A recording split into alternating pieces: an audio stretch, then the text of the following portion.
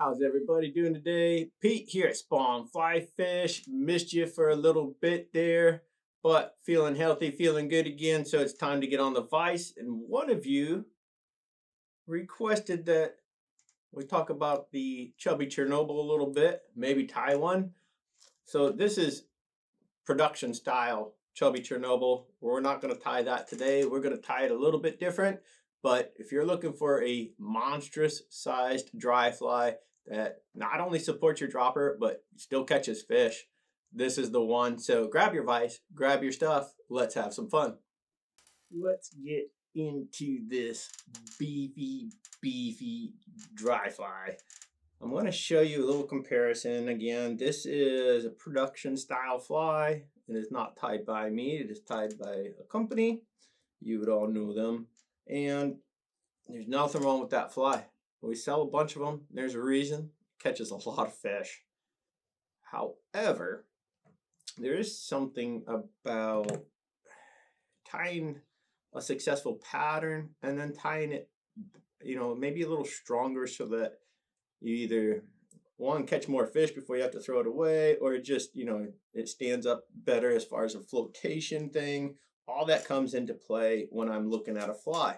And so, as you know, if you've watched me on this channel or any social media, Instagram, whatever, I'm obsessed with the Amy's ant. And yes, this is where I think, Charlie Craven is a big Amy's ant guy and all that. And I did take a peek to see what he thought about the Chubby Chernobyl. It turns out we have some things that we kind of share as far as our thoughts on it. And so I avoided this fly a lot because honestly it felt like a surfboard every time I picked one up. And I'm just going, man, there's nothing lively about this. And then I get the request on the old YouTube, and somebody's going, hey, can you tie this? Yep, we can do that. And so start getting into it. And you know what? If this is a boring fly, it's my own fault. And so what I'm going to do is take what I thought was formerly a boring fly and go ahead and make it just a touch exciting. I'm yapping too much, forgot to tell you. Here we're just going to lay a thread base of some 6/0 brown, dark brown uni. 140 would be great, whatever thread you have handy. And then a little bit of flash. This is Krystal flash, medium brown, nothing to it. You want a pretty substantial thread base here. And on this hook, this is a beefy hook, of course, because we're tying a beefy dry fly. So this is the Ahrex FW531.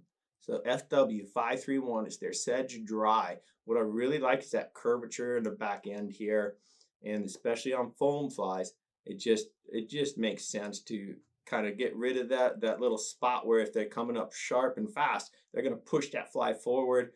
That curvature helps a little bit on the hookup, and then there's a move we're going to do here to also accentuate that. So as we get into this, we do need a little something to catch, if you will, our little foam. So if I was tying an Amy's at this point, I would tie that small piece of foam down, and you still can. And the only reason you would is maybe to beef up that underbody a little bit, because we're not really going to need it to catch the foam as we tie it in, and I'll show you why.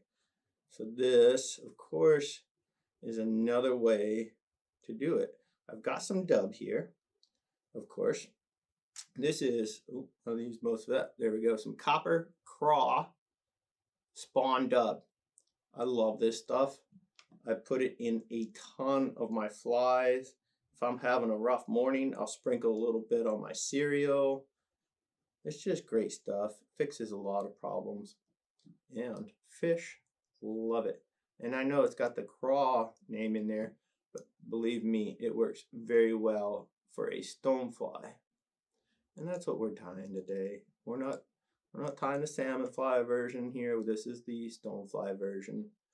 And if you want to tie the stonefly, great, follow along. If you want to tie the salmon fly, great, follow along. And then simply change the colors a little bit. There we go. I'm going to let this thread sit right in the middle of our little ball of dubbing that we just made. Now I've got my foam ready. I've got two colors, a little tan and brown. These are both 2mm thin fly foam from Hareline. As you can see, I've got the little almost crayon tip sort of deal going on there, and just want to get this out so that that butt kind of touches almost to the end of the flash, but not quite. And the reason we need a little bit of room here at the end, we'll do this little move and it'll raise that butt up, and this is where we go. So that first wrap, make sure your thread is coming straight across, straight down, and give yourself a little check here and see if that's in the right spot. If it is, great, hammer it down, some more thread wraps. Let's say 5 is good. Now, to me, this is where it really gets fun, but maybe I have a slightly different definition of fun. We need to tie in some wing, some serious wing, and this is Parapost. So again, this is most of what you're used to seeing, that big white wing and all that, and it works. It works very well, but why not tie something a little different? That's where my head goes instantly. If everybody else is throwing the same thing, I'm going to go off just a slight bit. So Parapost, and this one's fun. This is the Normwood's special color, and this works very well for big terrestrials, especially stoneflies. So why wouldn't I take advantage and go ahead and use that? By all means, you can use a bunch of different stuff for this wing material. You know, EP trigger point, all that works very well. There's, I know Charlie, he likes that macrame. You know, honestly, whatever floats your fly. And there we go. So you see just one tie in there with veiled around the thread. Once it's in, just position that, keep it on top like so, and there's your first wing. Nothing to it. Let's add some legs, and for the legs, I do have some MFC, some Montana Fly Co. These are their Centipede legs, speckled brown. This is medium. You can go as crazy with the legs as you want. You can use one leg. I'm going to use 2 legs because I'm a leg person on my dry flies. Even on my wet flies, there's something about these wiggling legs. The fish just can't help but go, oh yeah, I'm hypnotized. I'm going to eat that. Even though I know there's something weird about it. It's that movement, that constant agitation on the water as though it's trying to get away. Anything that's trying to get away, say goodnight. That thing's going to get eaten. So now we've got another set of 2 legs. So when you cut these off the hank, if you will, you're gonna go ahead and cut them in half. So I get 2 at a time, cut them in half, and then simply veil that over the thread and bring it into position. Once it's in position, spread these out, make sure everybody's happy. And I just want it to sit right there in that little spot where the, oop, lost my leg. Undo and redo. Don't freak out. Don't try to cheat that thing in there. Just start over. It's okay. It's not like we're on camera or anything. All right, so there's our second set. I'm gonna just get this thread through my other legs on my side, and then we can come one more time, get through here, and this is where you just give a little attention to the front leg, back leg sort of thing, and call that good. And now to keep these from slipping or sliding, I'm going to dub just a bit of new spawn dub here. Again, got that copper craw. I'm just going to get a very thin amount dubbed on my thread, and then we'll come in and sort of solidify the legs and that first wing. So I did brush out that parapost a little bit. It was pretty gnarly, pretty stuck together. I didn't really want that. So just a heads up, you might have to, trying to separate the wrong legs here. There we go. Get that through, nothing to it. So as far as, you know, who requested this fly, they requested it off of another video that was more of a quick, simple version of a basic mayfly. And my hope is that you were not looking for a very simple, basic version of the chubby, because this is not it. It's a little bit involved. I'm making it look worse than it really is here with this nasty dub job I've got going, but bear with me. We'll be all right. There we go. If I stop moving that vise, it'd be great too. All right, almost done here, folks. One more wrap with this dub noodle, and we'll call this thing good on those legs. There we go. And at this point, I'm going to just tighten up that remainder of dub and get it up forward. Nothing to it. And I know it doesn't look very nice, neat, tidy, but it will make sense as we go. And this is roughly the area where I want to, you know, as we get forward here, pull this foam down, and then that will sort of be the end of the body and beginning of the head. Don't want to force that too far forward. Make sure you leave yourself a little bit of room. If you're unsure, leave a little bit more room than you think you might need. This is where people get in trouble. So don't crowd that head. Got a lot to do yet on this, so we don't want to cheat ourselves out of room right away. All right, nice dub noodle here, very tight. And we're going to do a bunch of passes. So we're going to, you know, normally we'd go back and forth. Well, we're going to do that 2 times today because we do want a very substantial body here. And so get that dub started. Just going to wrap all this goodness back. Touch and wraps, nothing crazy. Just building up that body and make sure that dubbing stays tight as you can. So bear with me, this is a little bit monotonous, but it's important. Could you use chenille? Yes, yes you could. So here's the importance of why we're doing this body this way. You could use dry fly dub, that'd be great, anything like that. A bunch of different materials you could use for this body.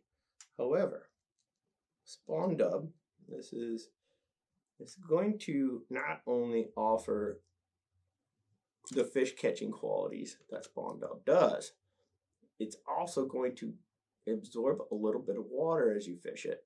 And why does that matter? On something this big especially, like this is a pretty beefy dry fly, right?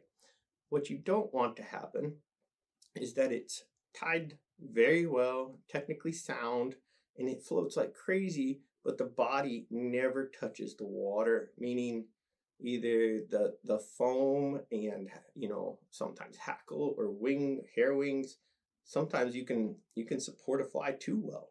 And if that body doesn't touch that water, it's going to look pretty suspicious to the fish.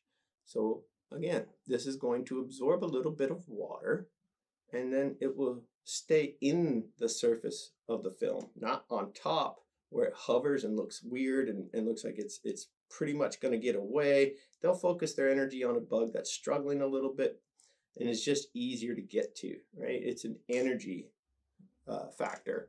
So keep this in mind. The body material you choose or end up going with does matter. So, you know, it's not just the best color. Sometimes performance is more important than that color. And just so happens that we're going to get the best of both of those worlds today in this copper craw spawned up. It's a lot of words to just say. Make sure if you want to catch more fish, that body is in the film, not on top. Sometimes you need it on top, but in my experience, if you can get that body to sit in the film, you're going to catch way more fish. All right, so now this is our second full back and forth pass. It's a lot of dub, but it's a big bug, needs a lot of body, so this is what we do. Just a pinch more will get me all the way forward, and we'll be pretty close to done with this thing. There we go. So, beauty. And that's it for the body. Yes, if you don't like these stragglers, like I'm not a fan of the big long fibers, the spiky stuff coming out of there, right? That doesn't look too natural. So by all means, come in, do a little trim work. Yeah, done. Nothing to it. Get our foam pulled over here, and this, same deal. Make sure you are centered on that hook shank. So let's give it a little check here. Perfect. I'm a fan, so you can see we're just getting that buggy body effect. Got this humpy sort of style of mid body here, and by all means, you know, make that yours, make it work for you. Not everybody likes that body in the same spot, so again, whatever you got to do, make yourself happy, and then you're going to fish that fly with a lot of confidence and all that. It matters. A couple more legs here. I'm going to do my side real quick. Boom, nothing to it. Separate, get a couple wraps, and now onto your side. Pretty exciting. We're close to finished here. There are big bugs hatching, at least this portion of the country. We've got stoneflies showing themselves, you know, just a few salmon flies, nothing crazy yet, but it is that time, and they will all be popping off here very shortly.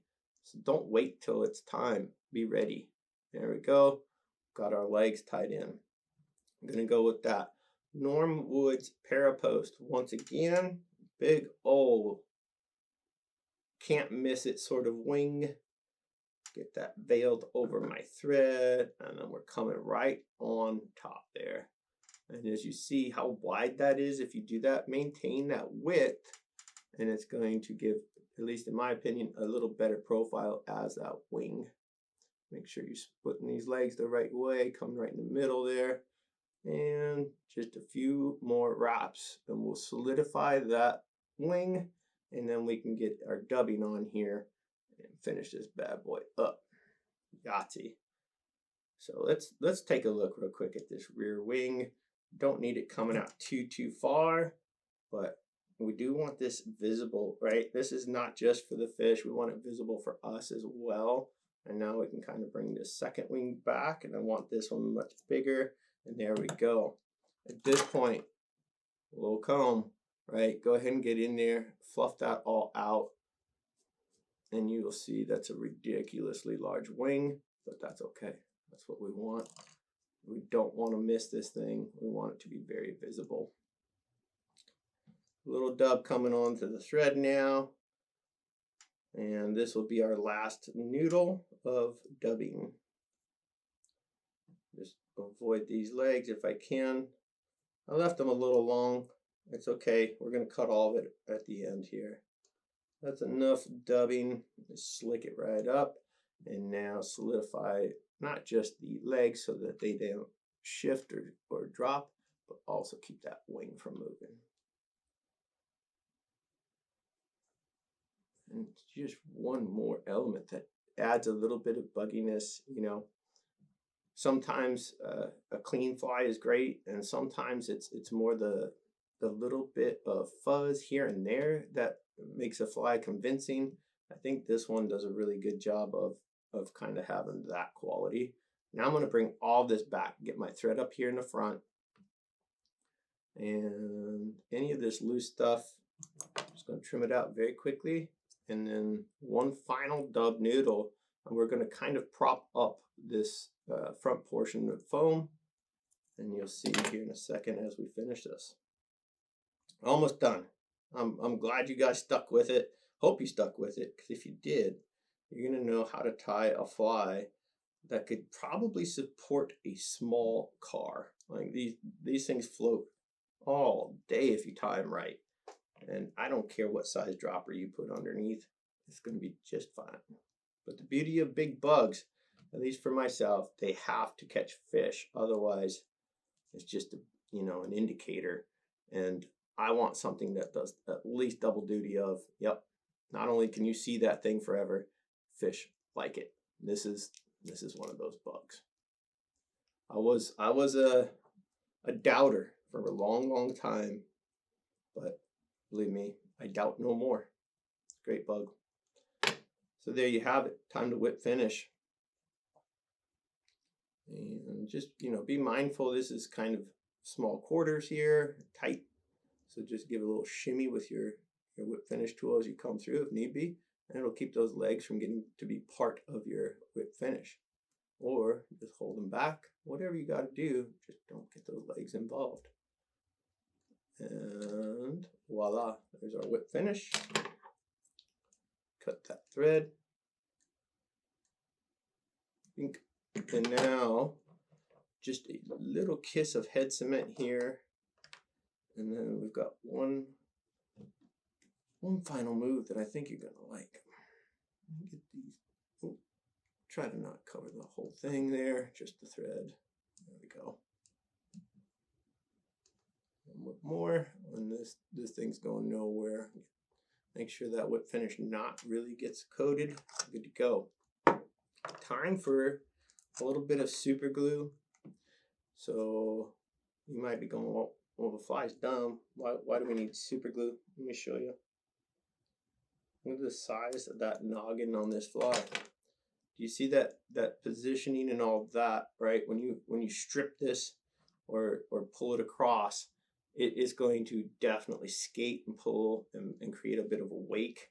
But we do want the full strength here, so I'm going to get a little super glue gel. That's a lot of super glue gel. Let me get a scrap piece of paper here. So sorry. We'll get rid of just a little bit of that. We don't need all that. Let's go squirt out the sides.